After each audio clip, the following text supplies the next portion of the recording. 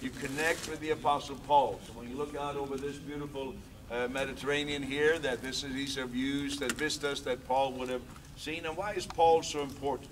You remember what happened that when you read the Gospels, Matthew, Mark, Luke, and John. Remember those four very important books? But you don't really find out what happened at the cross. You just find out that here is Jesus, there's a thief, there's another thief, there's Herod, there's Pontius Pilate. But you don't really find out what really happened. That comes through Paul the Apostle, who after his conversion on the road to Damascus, then he goes to Arabia, he has a revelation of Jesus, and he mentions 40 times in his writings that he received this from the Lord for us. And he begins to reveal to the people, including even the apostles in Jerusalem, as the book of Galatians tells us what really happened at the cross. That when Jesus died, we died with him. When Jesus was buried, baptized, which means buried, we were baptized, buried with him. Not speaking about water baptism in those chapters in the book of Romans, but our identification with Jesus. And when Jesus rose, we are risen with him. And when Jesus was seated far above principality and power, we were made to sit with him. So the Apostle Paul is the one who gives us the revelation of what really happened at the cross. See, Matthew, Mark, Luke, and John, of course, are super important because they give us like a video or in words. It's a picture in words. But then the Apostle Paul comes, and you remember when the Apostle Paul reveals what happened at the cross, he goes to Jerusalem, it says, and he teaches those who were the most eminent apostles, and they had nothing to add. They added nothing to what Paul had to say.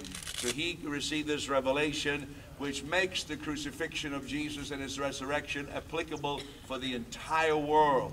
And so Paul plays a big role. And in fact, according to the New Testament, you cannot understand the Bible without the Apostle Paul.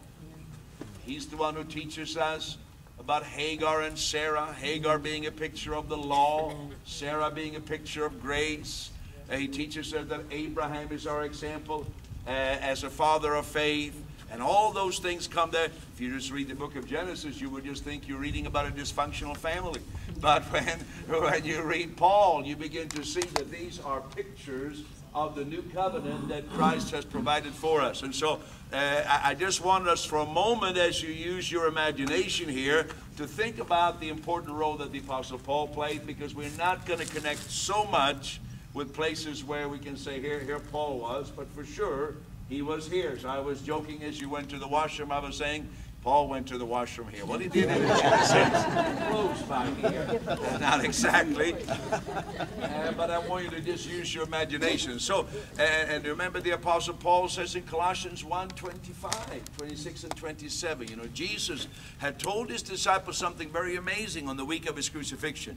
He had said to them in John 16:12 that there are many things I have to teach you yet, but you can't bear them. Imagine if you were one of Jesus' 12 disciples who had spent 3 years with him, and here he now tells you, there are many things yet I have to share with you. You would have said, come on, Jesus, tell it to me. Don't hold it back on me now. You know, I've been with you for 3 years. I forsook everything. I left my boat and everything to come with you. And Jesus says, no, you can't handle it yet until the Holy Spirit has come. And then after the Holy Spirit had come, then Jesus now at the right hand of the Father reaches down to this person who was kind of terrorizing believers, Paul the Apostle, and saves him. And then in Colossians 1:25, Paul says, to me has been given this assignment, to reveal to you the mystery that's been hidden from ages and dispensations. You know, Abraham saw some things, but he didn't see everything. And all the prophets, they saw glimpses, but they didn't see everything.